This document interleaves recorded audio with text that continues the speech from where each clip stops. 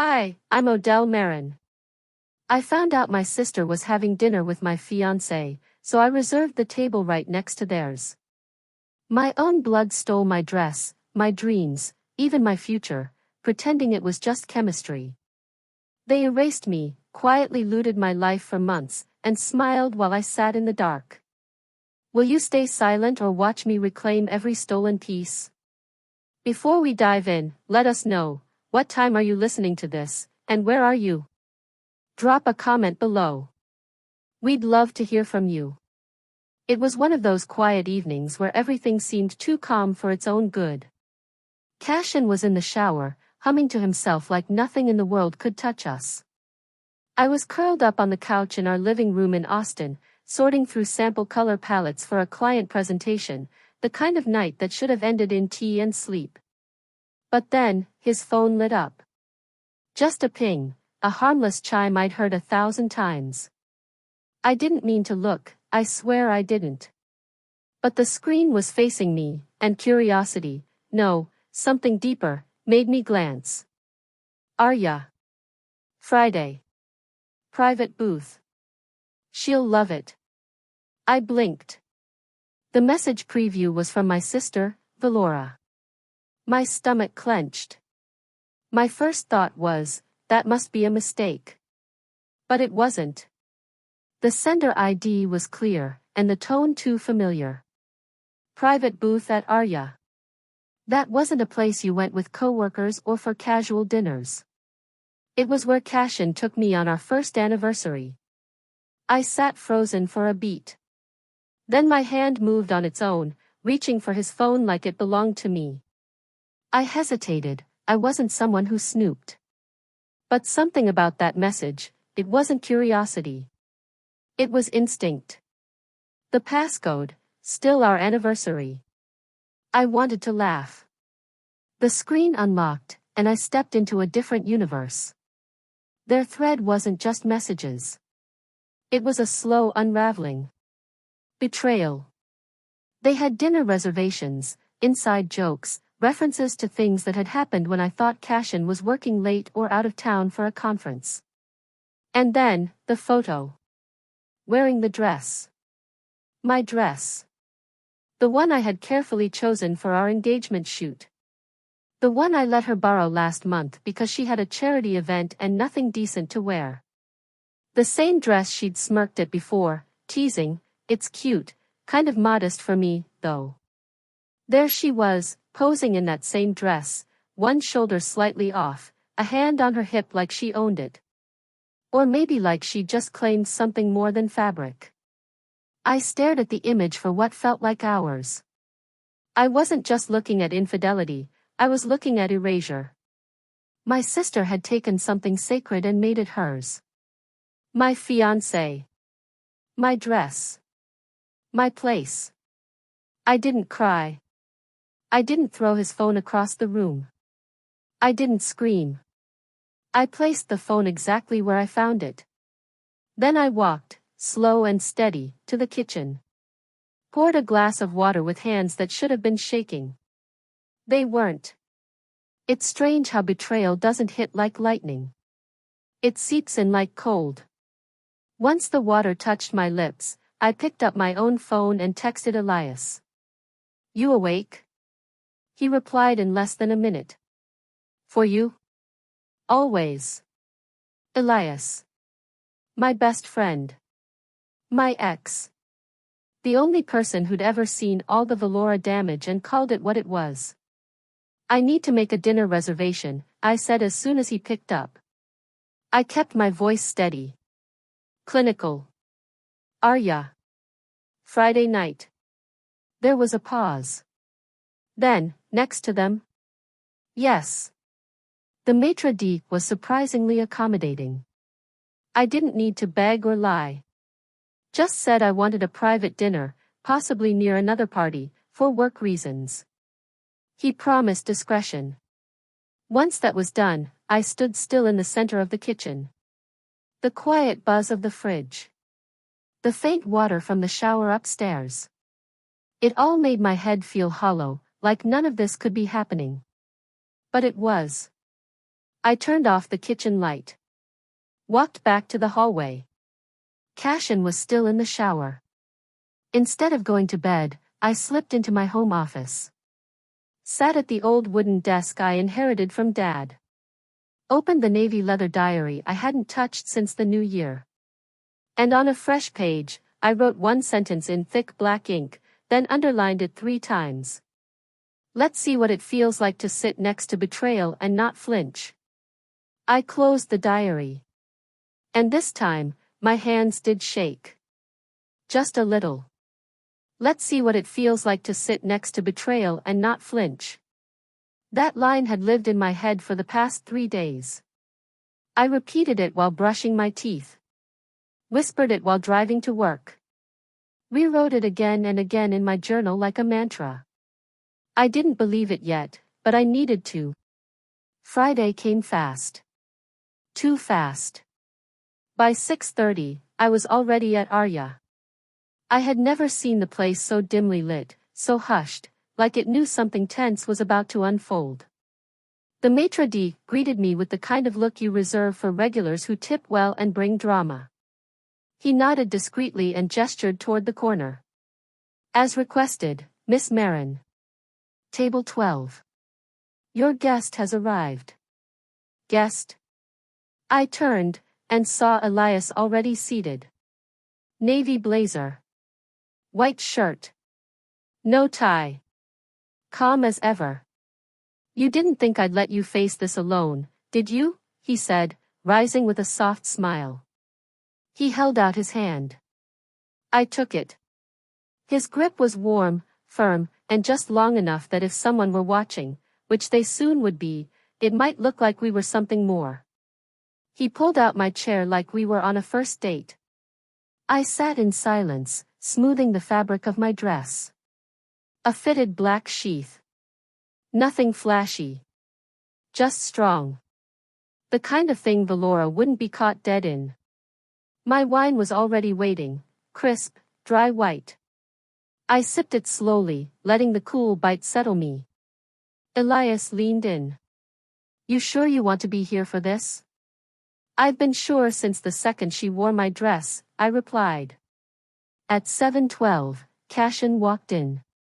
He scanned the room like he was expecting someone familiar but trying not to look obvious. Hair styled just the way I used to run my fingers through it. That same slight hunch in his shoulders when he was nervous. I watched it all from 10 feet away. Then followed. And just like always, she made an entrance. Hair swept up. Confident strides. A smile like she'd never hurt a soul in her life. She was wearing my nude stilettos. The Louboutins that I had lent her for a client dinner 6 months ago, they were never returned, just like so many pieces of me she'd casually borrowed then claimed. She laughed at something Cashin said.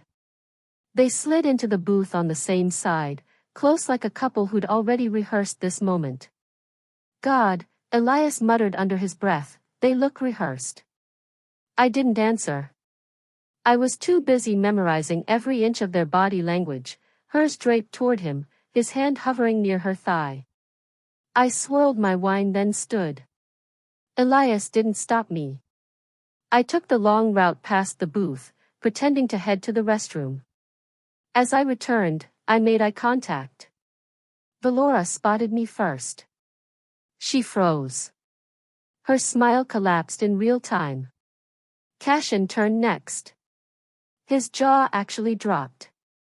I stopped beside their booth, calm as ever. My voice didn't even waver. Valora, I said smoothly, I believe you remember Elias. Elias stood behind me like a silent monolith, nodding politely. He didn't smile. Didn't need to. Valora's mouth opened then shut again. Cashin looked like he wanted to sink into the floor. And you, I turned to him, I believe forgot I see everything. Cashin blinked. Odelin, what is this? You tell me, I said, tilting my head. I'm just here for dinner, like you. They didn't move, didn't say a word. It was Valora who looked down first, like the tiled floor could save her. I turned toward the maitre d', who had been watching from a polite distance. Would it be possible to push these two tables together? I asked, my voice syrup smooth. It's time for a conversation. The maitre d' gave a quiet nod and moved the tables together without asking a single question. Just the clink of silverware and the faint shuffle of linen as our corners merged. Elias slid in beside me again. Cashin sat stiffly across, Valora next to him with her arms locked tightly in her lap. For a long moment, no one spoke. The table wasn't just silent, it was suffocating. Cashin tried first, of course he did. It's not what you think, he began, voice shaking. I was going to talk to you, Odell, I swear. We never meant for. Don't, I interrupted softly. Just don't rewrite the timeline for my comfort. Valora let out a slow breath, crossed one leg over the other. This isn't about betrayal, she said. This is about a connection. We couldn't ignore it. It just happened. A connection? I tilted my head. Is that what you call forwarding him the restaurant reservation I made for our anniversary? Cashin shifted in his seat. Valora's jaw twitched. Elias remained quiet, but the subtle movement of his thumb brushing my knuckles beneath the table was all the grounding I needed. You didn't fall in love, I said, looking them both dead in the eye. You rehearsed this lie in my absence. Valora snorted. Come on, Odell. He was never truly yours. You too, you played house, sure. But you were always halfway out the door. I could have taken the bait. But I didn't. Instead, I leaned back, calm as if we were chatting over Sunday brunch. And you've always mistaken stealing for winning. Funny how that pattern keeps showing up. Her smile cracked. You've always made things dramatic. Even when we were teens. Remember the art contest? You acted like losing that photo spot was a war crime. My breath caught. I remembered. I remembered because I didn't lose. I had won first place, regional. My photo had hung on the family mantle for exactly 1 week. Then Dad replaced it with Valora's homecoming queen picture. He said it was more representative of the family. I was 16, and that week I wrote in my diary, I guess I'm the background.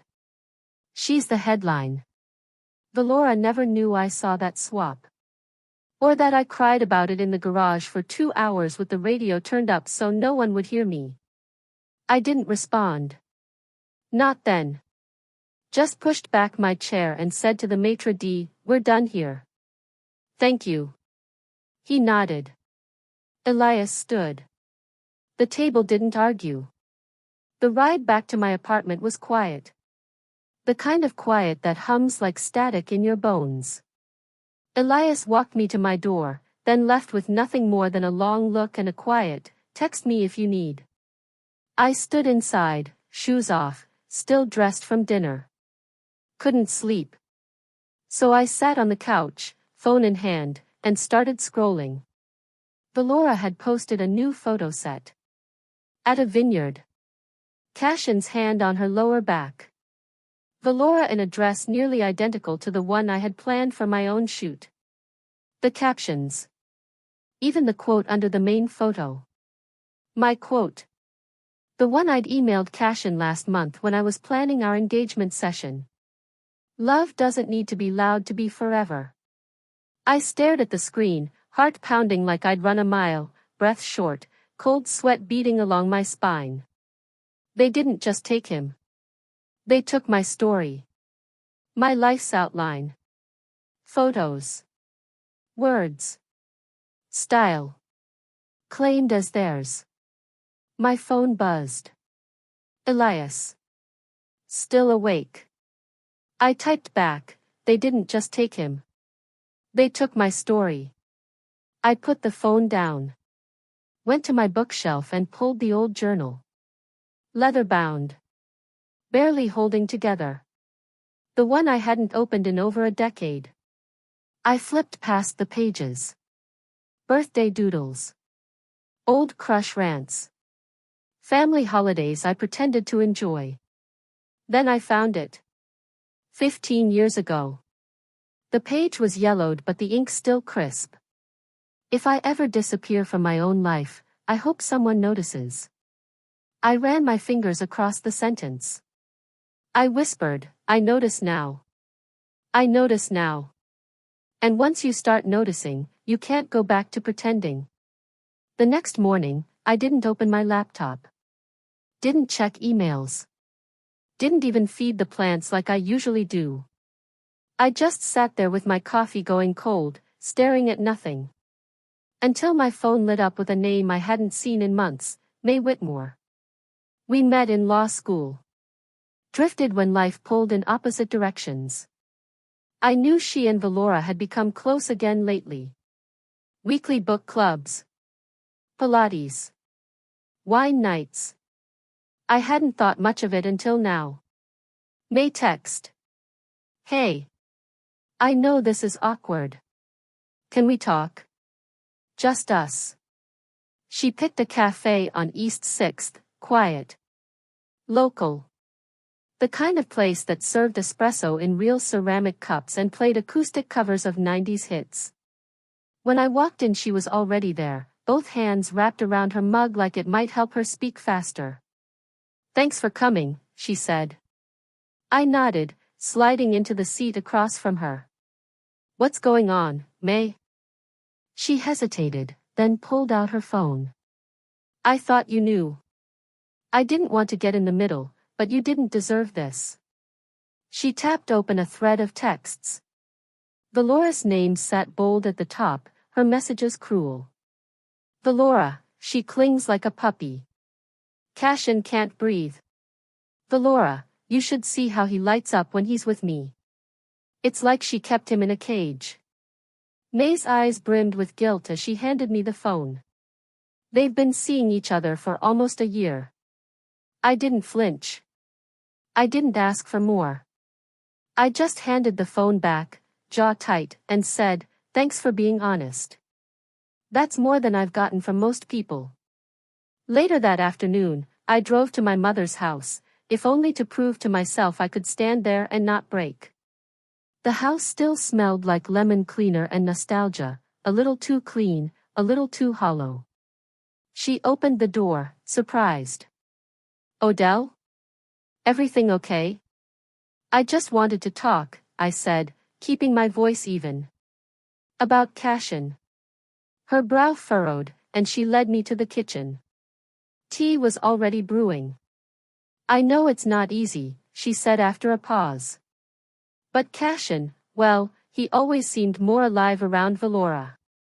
Maybe it's not betrayal. Maybe it's just chemistry. I blinked. Chemistry, I repeated, as if trying the word out. So that's the bar now? Before she could respond, footsteps came down the stairs. Valora. Wearing one of my old college sweatshirts, book in hand. Oh, she said casually. Didn't know you were coming by.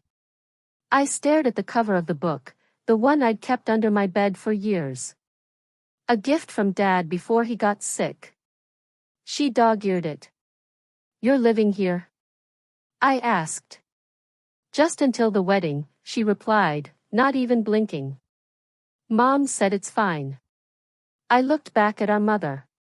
She didn't deny it. I stood slowly. I'll let you both get back to your bonding. But at the front, I turned. Valora was trailing behind me, probably to gloat. I stopped, turned to face her. You may have fooled them, I said quietly.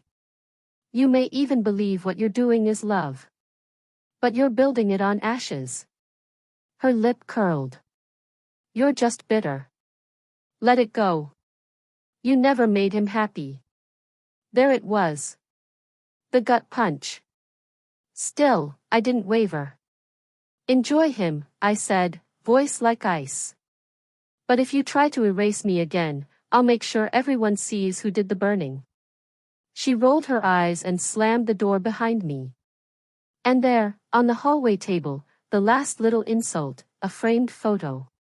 One I'd taken years ago on our family trip to Sedona. My shot. My watermark, cropped out. Beneath it, a gold plaque read, "Captured by Valora." I took out my phone and snapped the picture. I didn't even remember walking out of the house.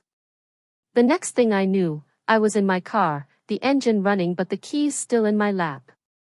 The framed photo was burned into my vision. One I took. One I edited. One I cherished, and now, repurposed. Like everything else they've taken. 3 days passed. I worked, but not really. I went through the motions, keeping my replies short and my voice steady. But inside, something was moving. Shifting. Settling. Then came the message, "Mom, can you come by Saturday? Just to talk." Calmly. The word calmly gave her away. Something was planned. Saturday afternoon, I drove up the familiar driveway, the gravel crunching like it always had. A subtle ache rose in my chest.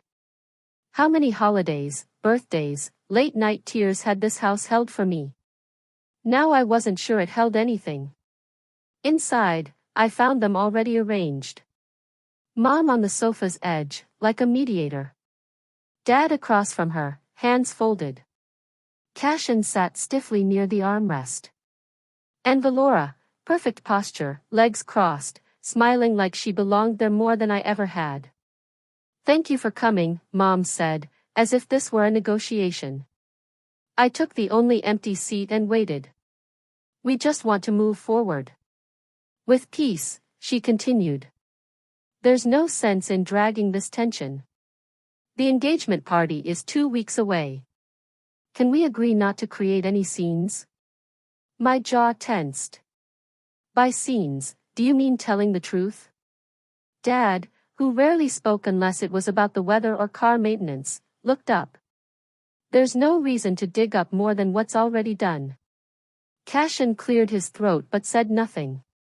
And then Valora, glowing like always, chimed in. "We just want to celebrate. Start fresh. The deposit's taken care of.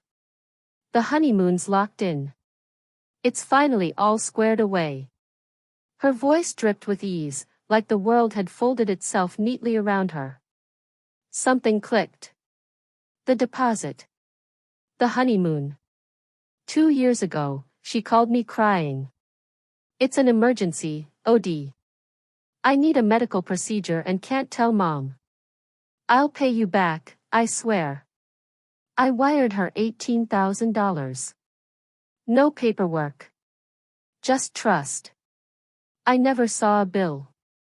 Never saw a scar. Just a new apartment. And a growing Pinterest board labeled "Forever with him." And now I knew. That money didn't go to any hospital. It bought her the vineyard venue. The honeymoon suite. My silence. I didn't say a word. I didn't need to. My whole body went cold, like my skin knew before my mouth could form it. Valora reached into her bag and pulled out a thick envelope, white and embossed. "Here," she said sweetly. "Your invitation. I still want you there." I took it. Stared at the gold lettering. Our family's name printed on the front, like nothing was wrong. Then I handed it back. "I won't be attending the celebration of theft." Mom's breath caught. "Don't do this, Odell. She's your sister." I looked at her, really looked at her, "and I was your daughter first." I stood and walked out before anyone could stop me, no yelling, no last words, just the weight of 1,000 unsaid things pressing between my shoulder blades. Outside, the sky had turned overcast. I reached my car, leaned against the door, and let the air fill my lungs. Then I unlocked my phone and typed the one message I'd been circling for days to Elias: "It's time. Can we talk Monday? Legal." By the time Elias opened his office door Monday morning, I was already sitting in the lobby holding a folder I hadn't dared look inside for days. He didn't say good morning or you look tired. He simply nodded, stepped aside, and said, "Come in." The room smelled faintly of leather and old coffee, comforting in a strange way. It reminded me of when we used to study for the bar exam together, back before titles and betrayal. I set the folder down on his desk and said quietly, "I want you to see this. I think they used my name." He didn't flinch, just opened the folder and began reading.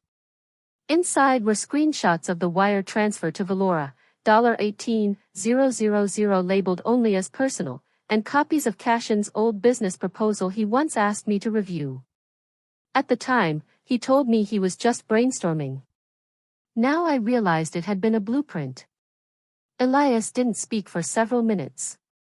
He pulled out a slim locked drawer and removed a printed set of LLC documents. "This is Valora's startup, right?" I nodded. "Take a look at line 14, he said, pushing the form toward me. "Initial angel investor registered as OM through Cashin's shell management firm." "That's you. It was your transfer." They masked it through his name. My breath caught in my throat. I looked closer, and there it was. A signature I'd used once years ago on a lease agreement. They'd lifted it, reused it. I whispered, "They used me to start her business, then deleted me when she didn't need me anymore." Elias leaned back in his chair. "You can sue. You'd win. But if you do it now, they'll paint you as bitter, jealous. You'll look like a jilted ex with money. If you wait, you can catch them off balance." He was right. Again. We spent the next hour crafting a strategy. No lawsuits yet, just friction. We prepared paperwork to flag any future investments tied to that business name. Then he helped me file a formal notice of contribution, just enough to appear in public records, but not enough to trigger headlines. Yet. By mid-afternoon, I walked out with a folder under one arm and clarity under the other. That evening, just before sunset, I stopped by Valora's boutique. The windows gleamed. So did her name, gold script etched on the glass like it had always been hers. I walked in holding a scarf she'd lent me back in college. Her assistant looked up, eyes wide. "Oh, hi. Did you see the email?" "What email?" "The system froze our Stripe accounts." "On hold." "Some legal flag tied to an investor's name." "Yours." Before I could respond, Valora emerged from the back. Her smile faded the moment she saw me. She looked like she'd seen something she didn't know could bleed. I handed her the scarf. "Figured you might want this back." She opened her mouth, but no words came. I stepped closer, just enough that only she could hear me. Funny thing about erasing people. Sometimes their names reappear in bold. And then I left. No scene. No drama. Just the silence of a woman who finally knew her worth. At home, I kicked off my shoes, poured a glass of water, and opened my laptop. That's when the anonymous message came in. No name. No profile. Just a plain DM. Just a heads up, they're planning to go public first. Discredit you before you go legal. The DM sat open on my screen for a full minute before I moved. No name. No profile picture. Just a sentence that hit like a match to dry leaves. They're planning to go public first. Discredit you before you go legal. I didn't respond. I didn't even breathe for a second. I just closed the laptop, stood up, and walked to my closet. The dress I chose wasn't flashy. It was calculated. Deep navy. Structured shoulders. Clean neckline. I wore my hair up. Makeup subtle. There would be no distractions tonight, just truth. Friday night traffic in Austin buzzed outside, the city pretending it didn't know the storm brewing in one of its upscale hotel ballrooms. I arrived early. Uninvited but confident. No one stopped me at the entrance.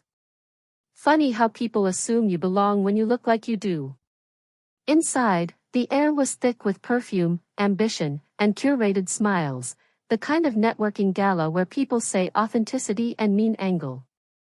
I took a glass of sparkling water from a passing tray and let my eyes adjust. And there she was, Valora, on stage under warm spotlight, her voice clear and rehearsed. And so I started from scratch. No shortcuts. Just vision, hard work, and the right people who believed in me. Applause. Cue dramatic pause. She placed her hand to her chest as a slideshow flashed behind her, childhood photos, images from her boutique, and finally the words Marin, self-made founder. Story of resilience. I moved through the crowd like smoke. Behind the polite chatter, I caught fragments. Cashin said his ex spiraled after the breakup. Apparently she's making trouble for them now. Such a shame, really. Some people can't move on. And there it was, Cashin. Just off stage, leaning in toward a PR rep with a concerned expression painted perfectly for sympathy. She's fragile, I heard him say, low and breathy. We didn't want to say anything before, but she's making things up. We've only ever wished her peace. I could have screamed. I could have grabbed a mic and torn their lives in half.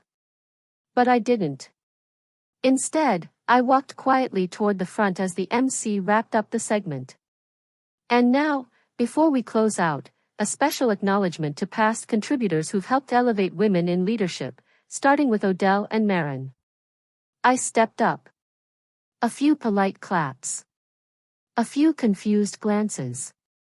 I took the mic, smiled faintly, and held up my phone. I believe stories matter, I said.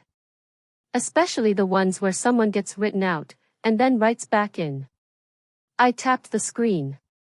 Cashin's voice echoed across the ballroom speakers. We didn't want to say anything before, but she's unstable. We kept quiet out of love.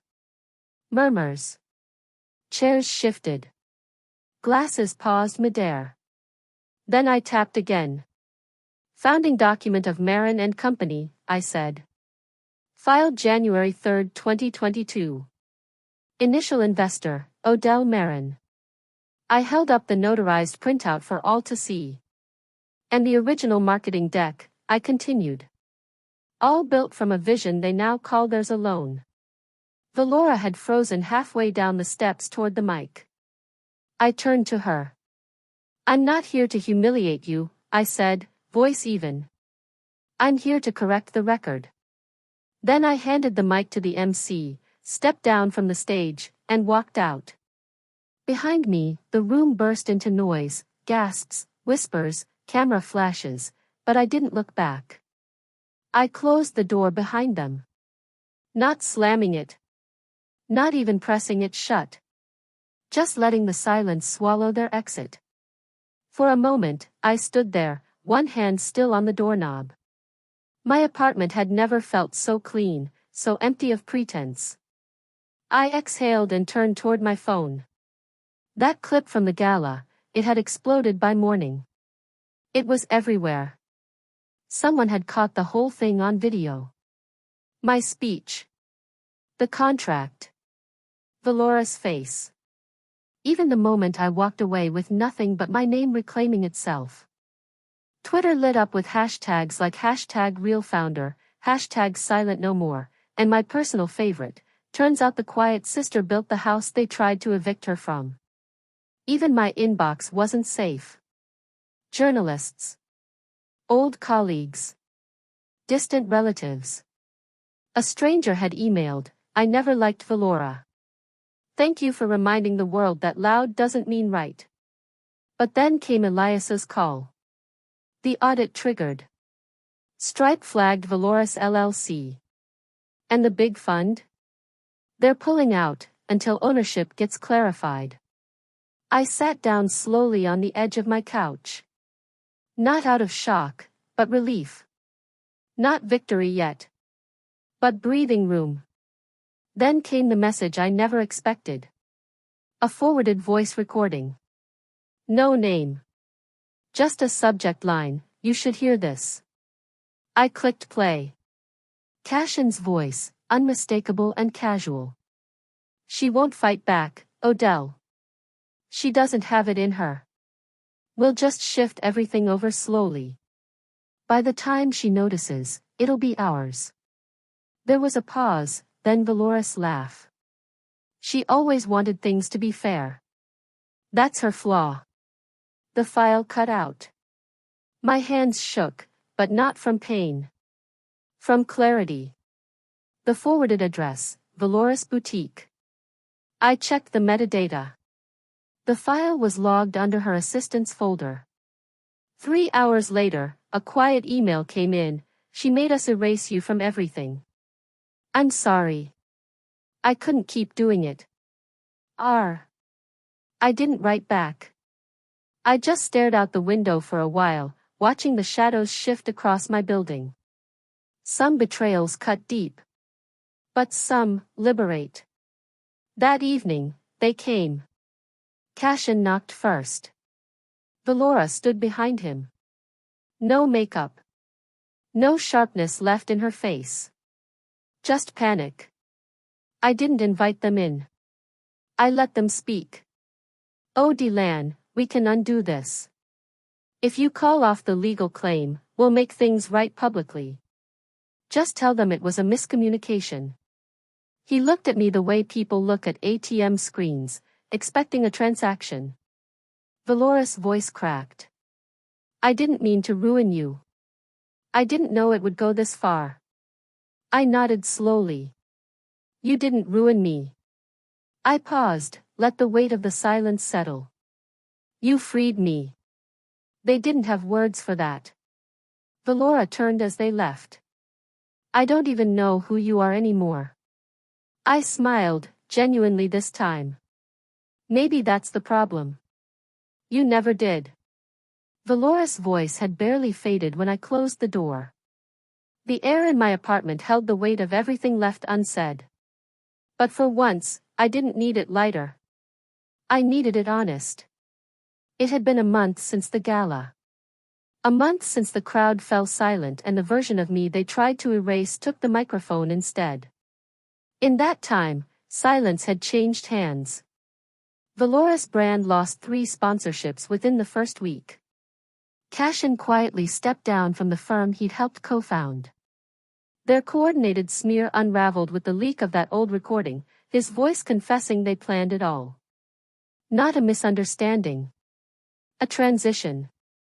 The assistant who sent it to me never asked for credit. She just wrote, "She made us erase your name." I couldn't anymore. That was enough. Apology emails trickled in from people I hadn't heard from in years. Some said they were shocked. Others claimed they never fully believed the version. I didn't respond. Closure, I learned, is something you stop chasing when you start healing. My mother never called. And that hurt, not because I expected an apology, but because some part of me still thought she might try to understand. She didn't. And maybe never would. But I didn't write this chapter for her. One quiet Friday evening, I was invited to a community art gala at the new downtown cultural center. It wasn't extravagant, just warmth.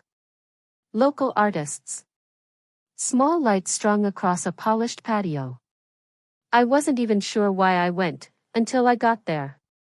Near the buffet table, tucked between modest floral arrangements and a table of scholarship brochures, I saw it, a napkin folded into the shape of a leaf.